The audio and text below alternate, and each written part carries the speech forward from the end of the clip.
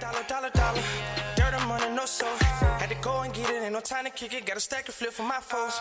Dollar. Please tell me you can hear me. Don't turn your back and don't neglect me. Just let me know if you need me.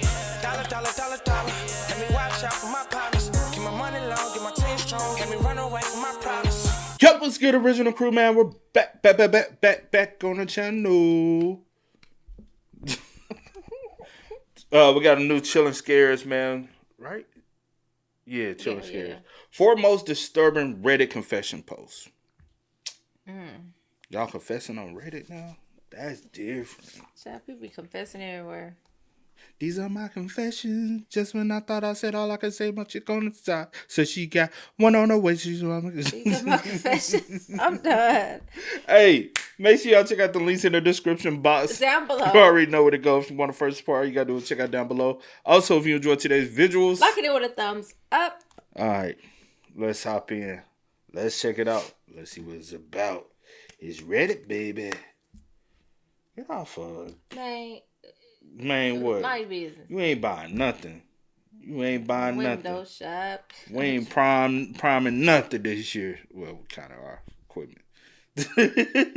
Let's go. On May 8th, 2025, a Reddit user asked a grim yet straightforward question on r/AskReddit, stating, "What is the most messed up thing you have ever done?" Initially, replies to this were filled with either obvious jokes or relatively tame confessions involving relationship drama. However, after about 30 minutes of the post being live, one user replied with a disturbing comment that stood out from the rest. It read, "I ran over a woman and her child in California in '96. I don't remember the specific city, but I'll never forget it was the intersection between Vanowen Street and Louis Avenue. I think the mom died, but I don't remember what happened to the kid. I got away scot-free, and I'm only telling this because the statute of limitations already passed." Now, it's not uncommon for people to just make up shocking stories on Reddit for attention.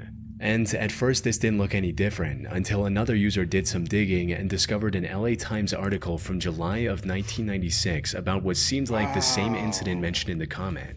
That article, along with others from the time, not only confirmed the OP's claims, but also revealed the horrifying details of what actually happened that day. According to the reports, the victims of this incident were a 19-year-old girl named Ruby Moreno and her 1-year-old daughter. Ruby had taken her daughter to a nearby hospital on the morning of July 29 to treat a few minor cuts she got while playing. She stopped at a relative's house on Vanowen Street on her way back and was about to return home at around 10 p.m. But as she was attempting to get into her car on the driver's side, she heard a loud screeching noise from behind. She looked back and saw a car barreling towards her at 100 miles per hour. Whoa! According to other witnesses, this car had swerved to avoid hitting a van just seconds earlier, causing it to lose control. Seeing this, Ruby panicked and started running from the speeding car with her daughter still in her arms. Unfortunately, luck wasn't on her side that day. Before she could reach the sidewalk, she tripped into the street and was struck by the car moments later. The impact sent her flying over a parked car and onto the roof of another. The baby was also tossed several feet into the air before falling on the asphalt. Miraculously, the baby didn't receive any lethal injuries and was able to survive without any lasting damage to her body. Ruby, however, wasn't as fortunate. She was rushed to the hospital but succumbed to her injuries the same night. As for the driver that hit her, witnesses reported him trying to flee the scene, hitting another parked car and then a curb before successfully getting away. And from everything I could find, the perpetrator was never identified or arrested. So, if this Reddit user was telling the truth, there's a real chance he was the driver behind the brutal hit and run nearly 3 decades ago. The report from 1996 also mentioned that the driver was likely intoxicated due to the way he behaved after hitting Ruby. And when asked, the user admitted that this was the case. "Were you drunk at the time, as the article says, or were they wrong about that?" "Inebriated, sure. More high than drunk. I was on a lot of junk back there." But the most disturbing part of his confession was just how cold and remorseless he seemed about the entire incident. "Why no sympathy? Was this on purpose?" "No, but it's been so long. It's like a whisper of a memory." "Do you think about how that child has to live without a mother now? Genuinely asking, you seem stone cold." "It's been 30 years. That child probably has children of its own. I seem stone cold because I've already been through all the stages of emotions. I've justified myself, I rotted with guilt, I've had sleepless nights. I'm an old man now and I'm waiting to die any moment. I can't change what I did. I can't even pay for my crime anymore because California doesn't send people to prison only on a confession, and regardless, my health alone would render me incompetent to stand trial. There's nothing tying me back to that day but my word. Which brings... Well, why your old ass on Reddit? That don't make sense in itself, you know what I'm saying? He could have been 30 at the time, 30 years later, around 60. It has a complete 30 years. Yeah. That should be complete 30. But you get what I'm saying? Yeah. Like, so how old were you when that happened? Were you Right. old? Then okay, but I that doesn't make sense. Somebody of that age and that condition would be on Reddit. Yeah, I mean... But also, who... Older people be on everything now. But that's what I was about to say. Who, like... There's no age stipulations on any of these things, bro. Yeah. It's just what we particularly see. Particularly see most times where people of that age, they don't really even be on the internet like that, but especially social media sites beyond Facebook. Yeah, beyond. And they barely even know how to work Facebook. What is that thing? Why is somebody poking me? Just to the big question, was the OP actually telling the truth? Unfortunately, the answer to this is a bit more complicated than it initially seems.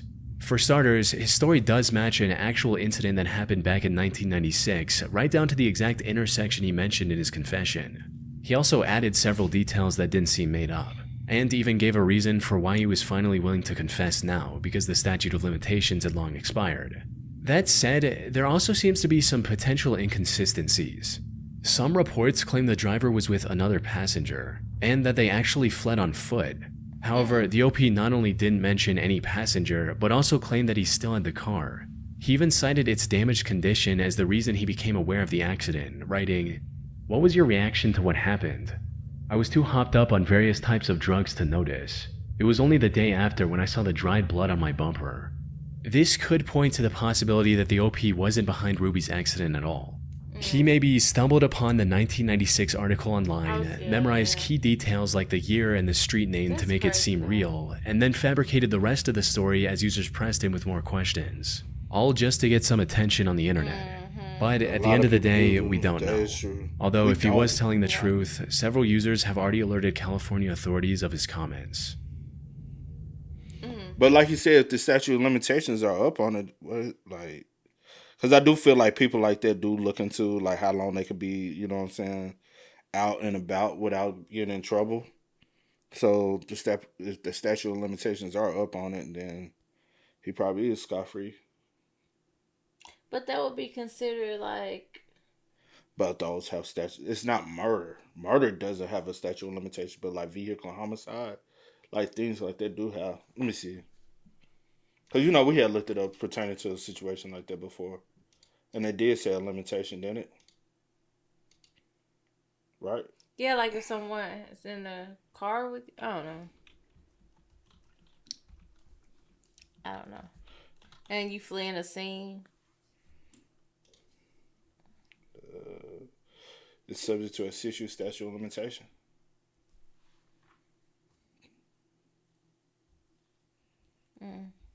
So, there you go. So, if it is true, like you said, like, statute of limitations out on it. Like, basically if that is true, what they gonna do about it. And you didn't see, like, just the article, come across the article and just like, hey, this would be fun to, you know. That's so messed up, bro. And if he has gone through the stages of grief, that's the reason why he can talk. Like, some people do go through the stages of, you know what I'm saying, remorse and grief behind it, and they like, all right, now I can come to terms and deal with it. She was so young. 19, and a baby being 1. That's insane, bro. R.I.P. Thanks. In May of 2012, a Reddit user asked others to share a secret which, if came out, could ruin their lives. And while this post received over 44,000 comments in total, one chilling confession stood out above the rest. About 9 hours after the original post went up, a user replied with a haunting story of his own, reading, "I accidentally killed 7 people. I put a rag into a new water heater exhaust to keep debris out and installed it in a rental. I get a call a week later. There's been an accident. I show up and there's a ton of EMS and police. They ask me where the gas shutoff is, and I go down to shut the gas off and see the end of the rag I forgot sticking out of the top of the heater. Ripped the rag out, shut the gas off, and headed upstairs, only to be told all the tenants were dead. I drink all day now and sleep. It's killing me from the inside every single day, but if I say anything, my family is ruined. We have a bunch of rental properties and we'd be shut down. This reply caught the attention of thousands of other users who wanted more details on what exactly happened. Unfortunately for them, the account that posted this was a throwaway, and the OP didn't post a single comment after that, possibly to avoid incriminating himself any further. True. But when users didn't get the answers they were looking for from the OP, they began looking outward. And it didn't take long for someone to track down the news article talking about the tragic accident. According to these reports, the incident took place on December 16, 2006 in Kirksville, Missouri, where 7 victims, including 5 young adults and 2 children, passed away in their sleep due to carbon monoxide poisoning. However, while this part matched what the OP said in his comment, the conclusion the investigators reached was completely different. In his report, the police chief superheading the investigation stated that the heating system was functioning properly and was not the source of any problem. Instead, one of the victims' vans was left running in the closed garage. This generated a lot of carbon monoxide throughout the night, which slowly filled up the apartment and eventually ended up taking the resident's life. So, did the OP really get away with killing 7 innocent people because of his gross negligence? Sadly, the answer is not as clear-cut as many would hope. There are multiple possibilities, and any one of them could be true. For instance, if we assume that OP was telling the truth from his perspective, it's completely possible that the accident did have nothing to do with the heating system. But since the OP saw the rag stuck in the heater, he assumed it was his fault and has been blaming himself ever since. On the other hand, there's also a chance that everything unfolded exactly as the investigation concluded. OP just took this real accident and made up the story about him forgetting the rag for attention on Reddit. This would also explain why the police would let him casually walk into a potential crime scene without any supervision. We can even take this a step further and assume that the OP wasn't even the landlord and just read about the incident online. That all said, it's still completely possible this story is legit and that the rag was the cause of the deaths, or perhaps a combination of the van and the rag. The OP hasn't posted any new updates on his throwaway account in the last 13 years. So whatever the truth is, we may never know for sure. Yeah. We won't. It could be that the van was the initial, but him seeing the rag was like, oh fuck, it's my fault. But never looked into it further and just found himself living in guilt behind it. So that could possibly be possibility. Sucks though. But regardless of the fact, that's sad. That is a sad situation that happened like that. 5 adults, 2 kids in their sleep. Yeah. Yeah, that's sad. I don't want shit gas. I don't want no gas utility. But if it was the car, then that's yeah. That's a whole totally enclosed different garage. situation. Yeah, that's a totally different situation. And what month was it?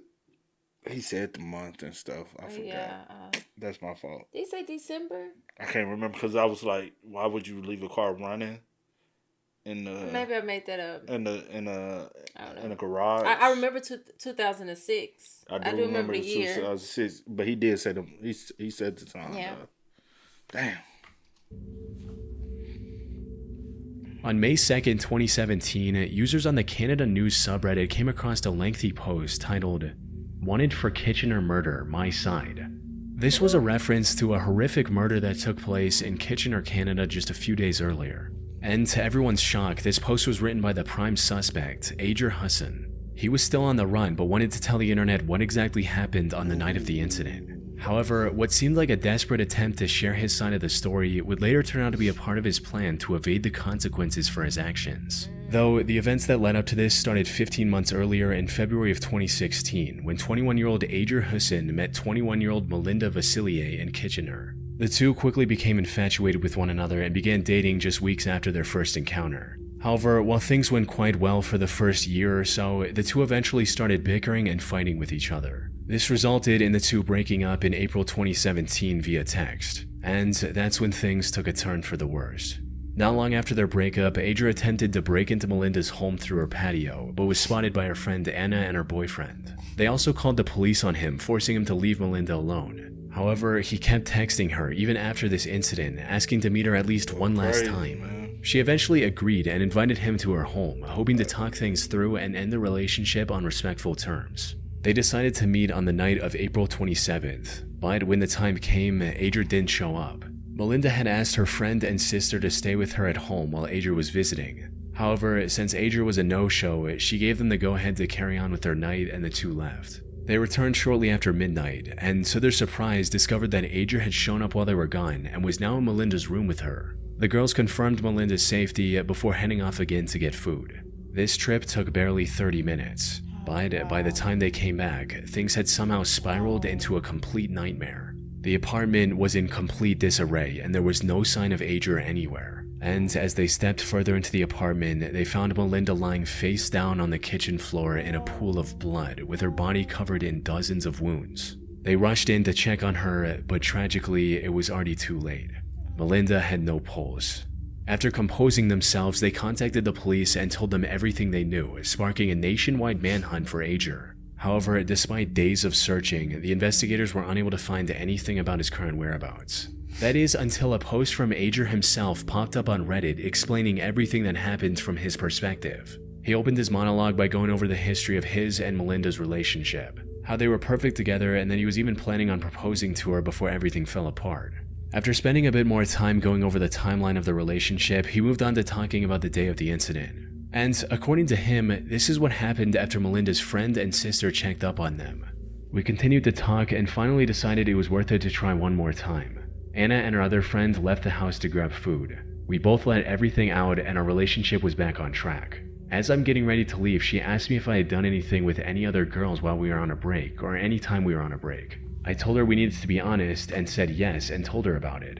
She started freaking out, wouldn't say a word, just kept slapping me with tears in her eyes. Slaps turned into hits. I told her I was sorry, but if she didn't stop, I'd do something back. She didn't stop. I then stupidly pushed her, harder than I expected. She fell against the sink. This was the first time I ever did something physically violent towards her. I told her I was sorry. She said, leave now.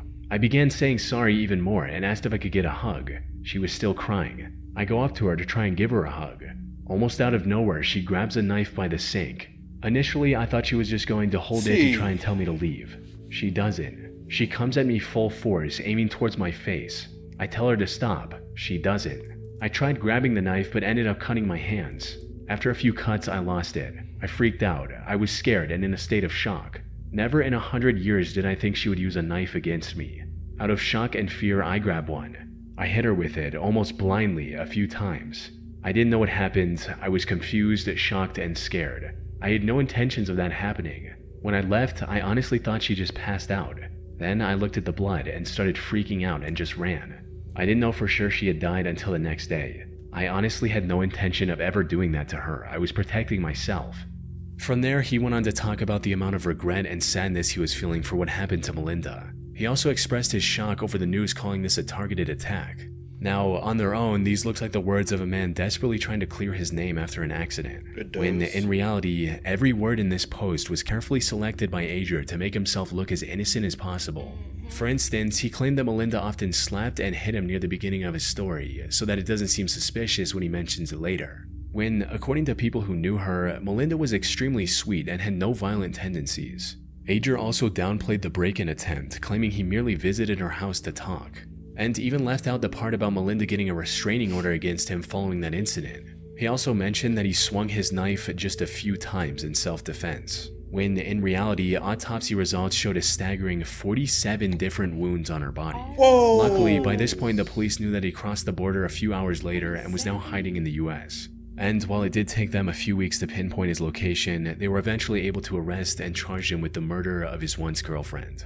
Further investigation also revealed other twisted methods he tried to seem more innocent, like sending a message to Melinda saying, "Nice seeing you tonight, glad we worked things out. Anyways, see you soon," hours after committing the crime. He stood trial on October 2023, where the jury concluded his motive boiled down to, "If I can't have you, no one can." He was given a life sentence with the possibility of parole after 16 years. Well, after 16, crazy. But I don't know how they... On June 7, 2019... What you said, like, that's a whole different tradition. Yeah. That's a whole nother country. So, what, but that's 16... After 16 years, he's eligible. That was 100% free. The life part, but then the 16, I said, well, that's 100% first degree murder. That's premeditated. You already knew what you had went over there planning to do. You just need the opportunity. You know. And 9 times out of 10, how you was like, oh, we worked it out, we were going to whatever. And that's what she probably was like, it's probably best if we just continue to not be together. You probably kind of pushy, trying to be over persistent with it, and she like, no, I don't want to be with you. Yeah, he's somebody who can't deal with rejection. That's sad. Self-centered ass individuals, bro. That's crazy, man. R.I.P. Yeah, R.I.P. She did not deserve that. 40-something times, but you said she attacked you first. And you only hit her a couple times with the knife. You thought she just passed out, so you left. Really? And then somebody you supposed to care about. And then had the nerve to text her. So you came up with this elaborate story because now the text ain't gonna. A throwaway account. Because you really didn't know how long it was going to take for her sister to come back. So you probably tried to make the scene look like somebody else probably broke in and then killed. And you try to show that I had already left. That's the reason why I had texted her. So we had planned to make. Excuse me, y'all. Especially for the house to look like. Rand said, "Yeah." You tried to throw him off and make him seem like we made up. We was on good terms. And I texted her, like I showed you, like that's sad. Boy, made a post on the Confession subreddit claiming to be responsible for the deaths of several people. The post opened with the OP talking about his life goal 4 years ago, how he didn't get stuck in a 9-to-5 cycle, so he came up with a different business plan, selling substances.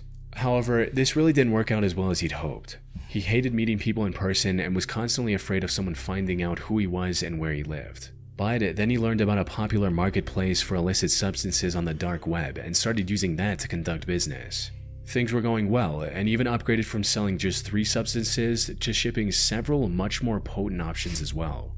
Unfortunately, what started as a major boom for his business turned into a massive disaster when he accidentally sent the wrong items for a few orders, stating, I put all my addresses into an Excel spreadsheet along with their name, zip code, order, along with the amount.